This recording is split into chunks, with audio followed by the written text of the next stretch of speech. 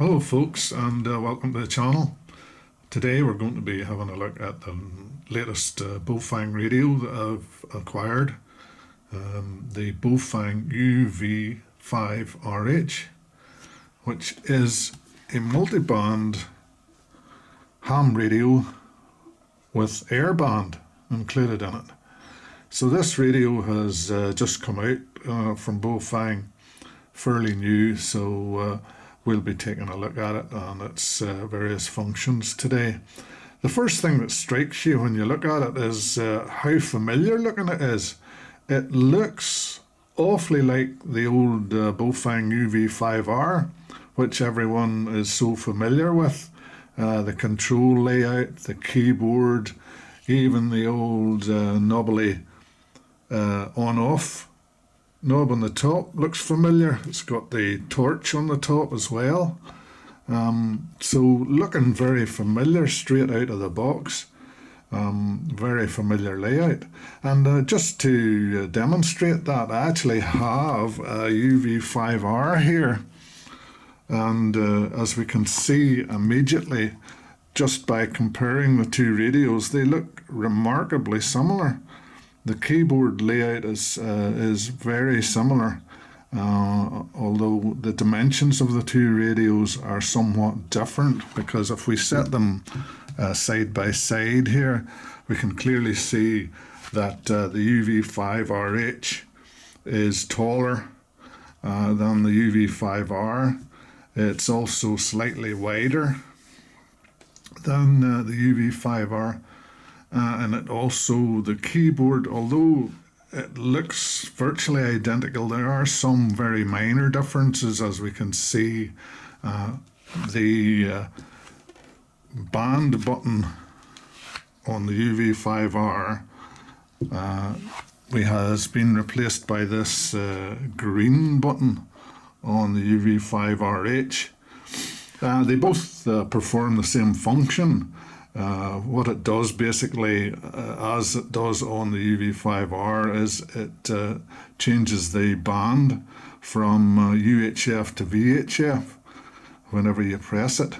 But additionally, on the UV-5RH, it has an additional function that if you hold the green button down, it initiates a scan and will pick up on any radios that are transmitting within the immediate area and display that frequency on screen.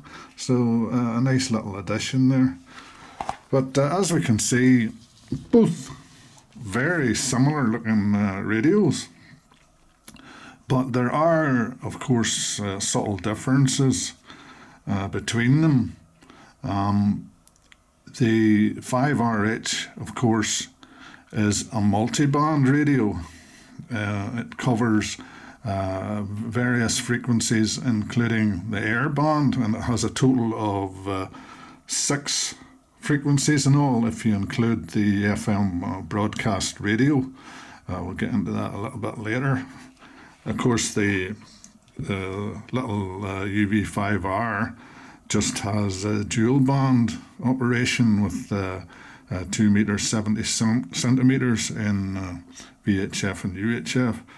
So the UV-5RH is a lot more versatile from the point of view in the number of frequencies that it can receive and transmit on. Of course, in the UK we can only transmit legally on the 2 meter and 70 centimeter bands, but it's nice to have the extra frequencies to be able to listen to, and in particular the AM airband, which of course the UV-5R doesn't have. So we'll just set the UV-5R aside for a minute and take a closer look at the UV-5RH. And one of the things that we kind of can notice straight away is that the label on the front, the name label on the front of the UV-5RH doesn't actually call it a UV-5RH at all. It calls it, as you can see hopefully from the label there, it calls it a BF5RH. So a bit of a discrepancy in the name there. The user's manual for the radio also calls it a BF5RH series radio. So a bit of confusion there. If, however, we remove the battery from the radio and have a look at the identification label in the back of the radio, we can see that it is referred to as a UV-5RH from the label in the back of the radio. So I personally would refer to it as the UV-5RH because it looks so familiar. It just looks so much like a UV-5R. So I'm going to refer to it as a UV-5RH from now on. And speaking of the battery, when you take the battery out, you can feel it. It's actually quite a substantial battery. It feels a lot heavier than the normal Baofeng battery. And if we look at the label on the battery, we can see that it is actually a 2500 milliamp hour battery. So quite a step up from the usual Baofeng battery. It's certainly a higher capacity battery than what we would normally expect to see in a Baofeng. So that's good because obviously we want the battery to last as long as we can. As you can see, it's a clip-in battery. It's not a screw-in. It doesn't have one of those horrible screws, which I detest. It slips in, clips in quite quickly and easily. And also on the back, we can see here that quite clearly it has USB charging on the back of the radio. You can see the little USB-C charging port on the battery itself, which is good because that means that you can change batteries and have one charging. If you had a spare battery and another one, you could just charge it up via USB-C. I have put the belt clip on the back of the radio. As we see, it attaches by the two screws on the back, typically Baofeng, and it is attached to the radio body and not to the battery, which is a good thing because that means that you can actually change the battery without removing the belt clip. So that's good. It just clips back on again thusly. So yeah, pretty familiar, in fact very familiar layout to the radio. On the left hand side, or well, yeah, left I suppose. Anyway, on the side we can see the usual Kenwood cable attachment for your programming cable or your speaker microphone, whichever you want to plug in there. So pretty standard stuff there on that side of the radio, covered over by the usual rubber flap. The other side of the radio, again, very familiar looking controls on this side of the radio. On the top we have the orange FM radio button, FM broadcast radio, which pretty much all Baofengs have. They all seem to feature a FM broadcast radio capability. In the middle, of course, is your push to talk button, and on the bottom we have our flashlight. So we can just demonstrate that. We'll just turn it on here. Welcome. Channel mode. If we hit the top button, On. we get our FM. But the image, whenever anyone who goes to a gym. Off. Our FM broadcast radio, push the talk button in the middle, and of course the ubiquitous flashlight on the top. So very standard sort of Baofeng features there as far as the control buttons go on the side. On the Kenwood type connector on the left hand side. Keyboard is, as I have said already, remarkably similar to the familiar Baofeng UV-5R layout that we're also familiar with. We have our Welcome. Channel mode. VFO and memory button, the orange button on the top left hand side, so we can change between Frequency mode. and. Channel mode. So there we go. We can move between A and B, the top frequency and the bottom frequency, simply by pressing the blue AB button, and there's a little red arrow which you will see will move from the top to the bottom to indicate which one we're on. So if I press that there now, you will see the little red arrow will move between the top and the bottom to display which frequency you're on. So that's very familiar again. As I said, this green button, a quick press will change between Frequency mode. your UHF and VHF with a quick press.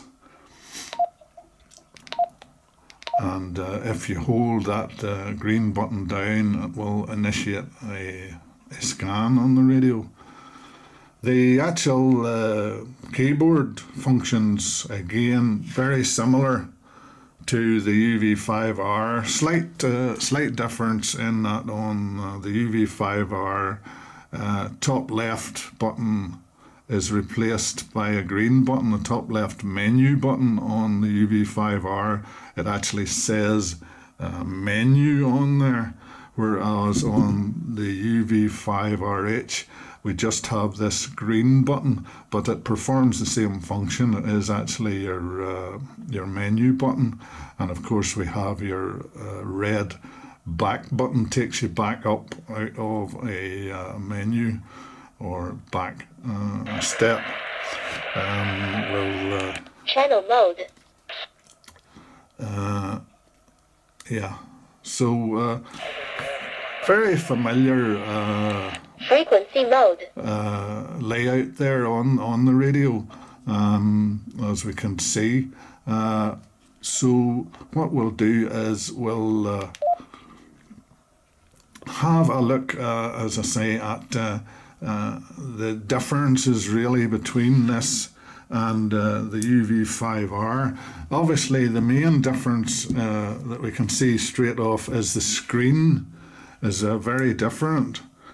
When we turn it on, the screen has a new colour screen which has a black background and white font on it. It's quite a nice screen. Probably could be a bit tricky to see in bright sunlight, but obviously if you shade it with your hand or whatever, you'll be able to see the screen in bright sunlight. But I think it's the same pretty much with all these new colour screens that are coming out. They can be a bit tricky to see in bright sunlight, but it's just one of those things really. Not a lot we can do about it. But the screen is obviously quite different from the traditional screen that we get on the Baofeng UV-5R, with its familiar little screen, much smaller of course, but quite different looking. What does strike me about the screen is that when you turn it on, it looks quite familiar from the point of view that Frequency mode. it's similar in a lot of ways to another radio that I have, which is not the UV-5R, but this radio here, which is the Baofeng UV-17 Pro version 2. And when we turn on the UV-17 Pro version 2, we're greeted with a very similar screen on this radio. Welcome. Channel mode. As we can see, we're greeted with the virtually identical type of screen on the UV-17 Pro version 2. Black screen with a white font almost identical to the UV-5RH Frequency mode. screen. So as we can see just by looking at them there, they're virtually identical. And indeed, if we hit the menu button on the UV-17 Pro version 2, Menu. we can see that the first item that comes up is the squelch. And if we do the same on the UV-5RH, hit our menu button, Menu. the first item that comes up on it is the squelch. So not only are the screens virtually identical on the UV-17 Pro version 2 and the UV-5RH, but the menu system seems to be identical on both radios. So interesting from that point of view that these two radios seem to have some similarities with regards to the screen and the menu system. And indeed, as we will later find out, they both use the same programming software. So a lot of similarities between these two radios here, the UV-17 Pro version 2 and the UV-5RH. But of course, where they start to diversify is that the UV-17 Pro version 2 is a tri-band radio with no airband capability, whereas the UV-5RH is a multiband radio with airband capability. So that's where the two radios start to diverge and become different. But out of the box, as I say, the radio comes with the usual accessories, the earpiece, the lanyard. What it didn't come with, which rather surprised me, was a charging cradle. I bought this radio from baofengradio.co.uk, so it's sort of a British site. I'm not sure if you would get anything different if you bought this in Europe or America. But what I got with the radio was this charger, a 2-pin charger, and a UK adapter. Now the 2-pin charger is a USB-A, and you get a USB-A to USB-C connector lead that comes with the charger.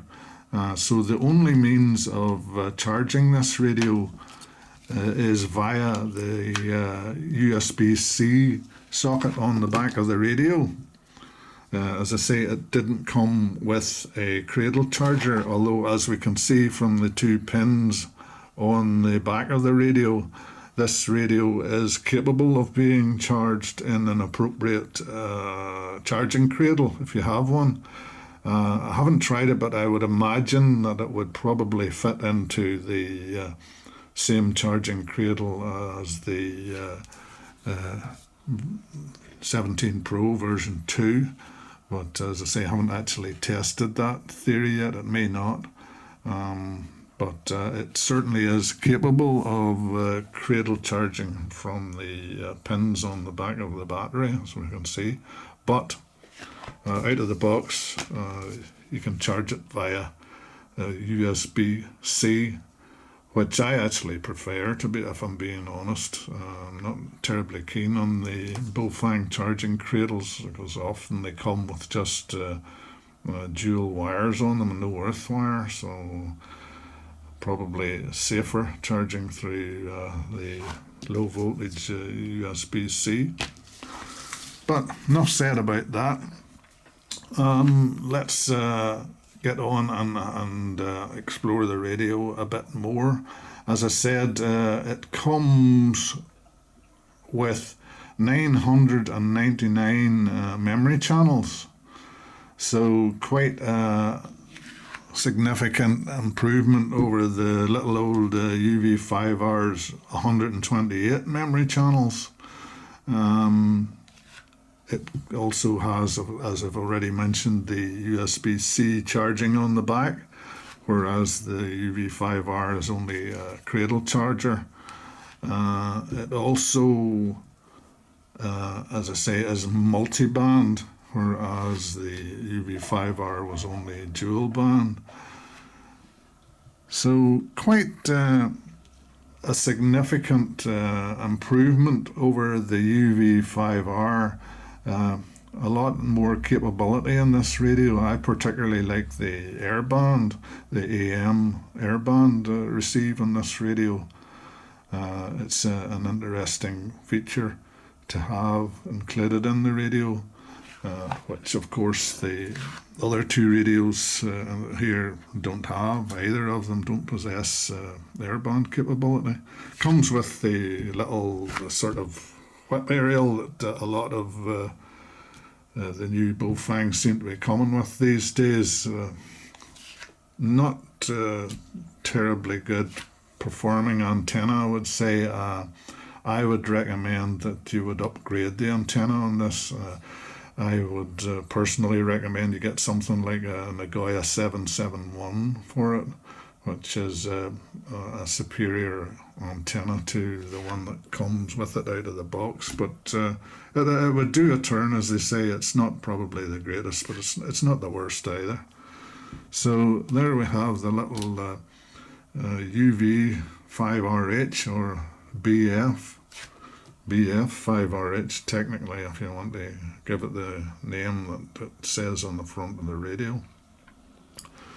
Multi-band, 999 memory channels, and AM airband reception. So we'll have a little closer look now. We'll just go on to the programming of the radio. Now, because this is a fairly new radio, just been released fairly recently, there is no chirp compatibility for this radio as yet. Obviously, as developers get their hands on the radio, I'm sure eventually we'll see a chirp version of programming software for it, but as of the present time, the programming software via chirp is not available. What we can do though is we can go and obtain CPS programming software from mclaurer.com, which is an absolutely fantastic site for anything radio related. I can't recommend it highly enough. Go to John's site, John McLaurer, and download the CPS software from his site for this radio. That's www.miclor.com, mclaurer.com, and he has the software available for this radio. Now, it isn't listed under the BF-5RH.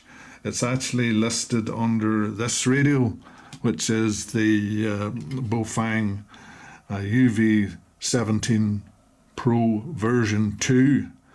These two radios both use the same version of the CPS software.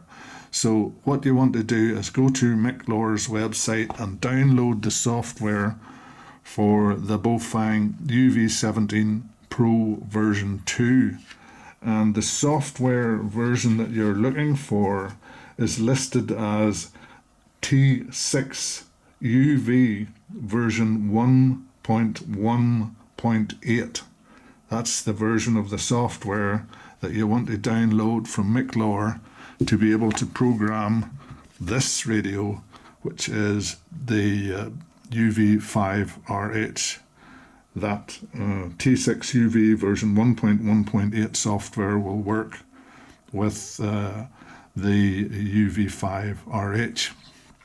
And we'll just demonstrate that now, because I have the software already loaded up on my laptop. So we'll bring in the laptop here and we'll have a look at the programming software for the BF-5RH or UV-5RH, call it whichever one you want. So we'll bring in the laptop and we'll get a look at the programming software.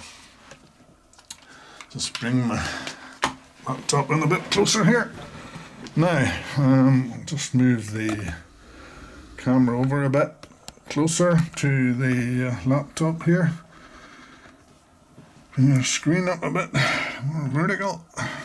Now, let's see. I think we're going to have to zoom in a bit here. And I hope you can see this when we zoom in.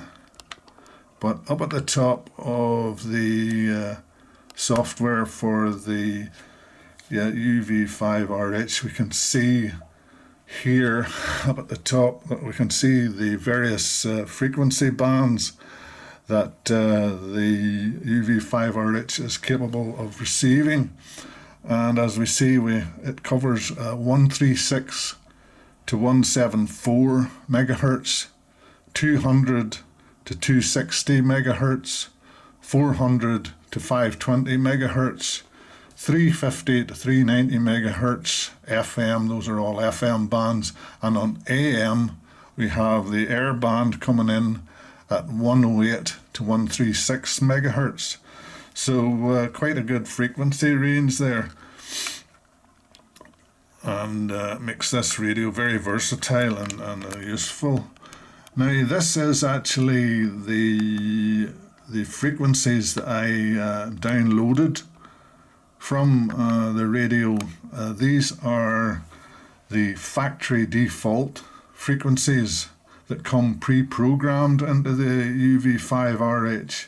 When you connect the radio up to your computer and read the frequencies from the radio, this is what you will be displayed on the software.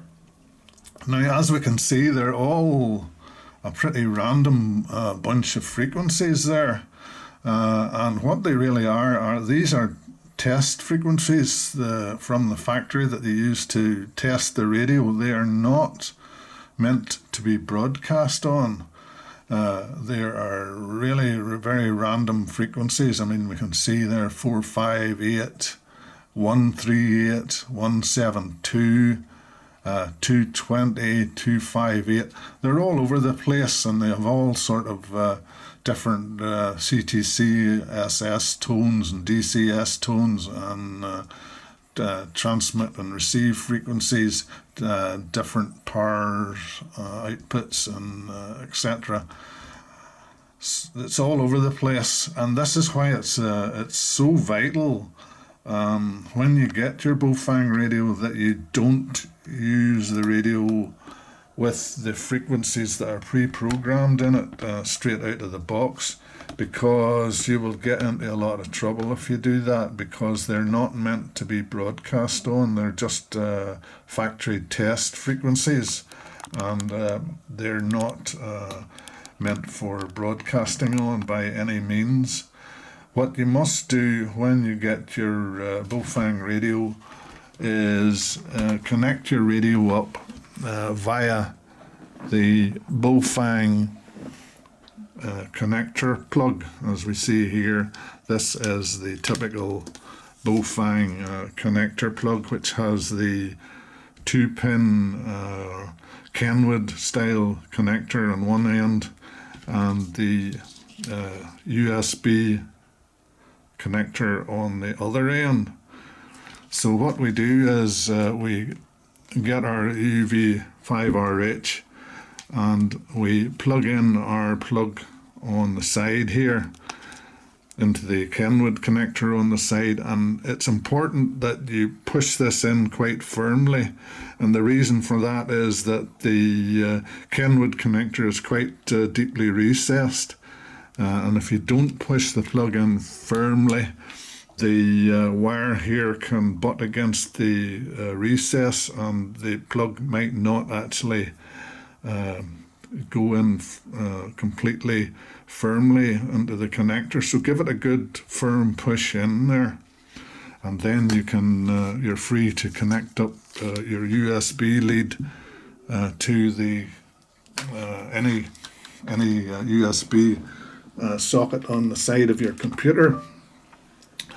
Now, when you do that, it's important that you, before you try using the software, that you find out which COM port the radio is actually installed on, because the software demands that you select the correct COM port before trying to use the software. And the way which you can determine which COM port you have on a Windows computer anyway, I'm running Windows 11 on this particular laptop, is if you go into this PC and right click on it and come down to properties, it will bring you into this screen where you can scroll down to what they call a device manager on your computer. And if you click on device manager here, we will see a list of all your devices on the computer. And as you scroll down through that list, we'll see ports. And if you click on ports, you will see the list of ports on your computer. And down here we see USB serial CH340. And that is on COM4 on this particular computer. Maybe just try and zoom that in a bit and see if we can see it any clearer. I'm not sure that we can. Apologies for that. Can we see? I think we can see it there now. USB, just move it down ever so slightly. USB serial CH340 COM4. So we've determined from looking in Device Manager at the ports that the radio is installed on COM port 4.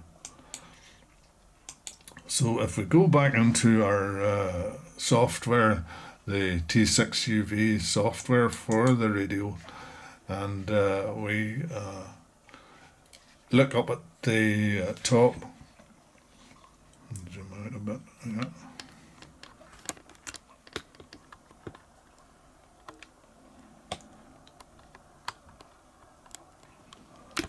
And if we go to settings, and it'll say in the drop down menu, it'll say port.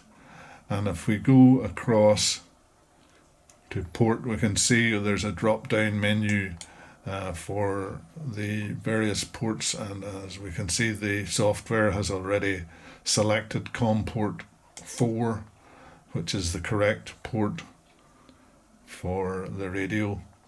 So it will be different, as I say, depending on where you plug your radio into your computer. It might be COM port 3, it might be COM port 5, but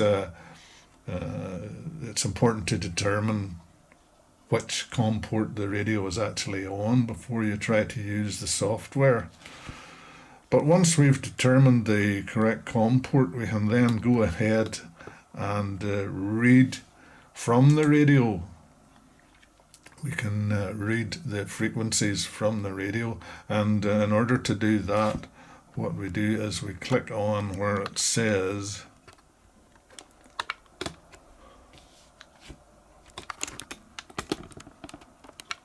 I beg your pardon for the movement here on the camera, where it says program,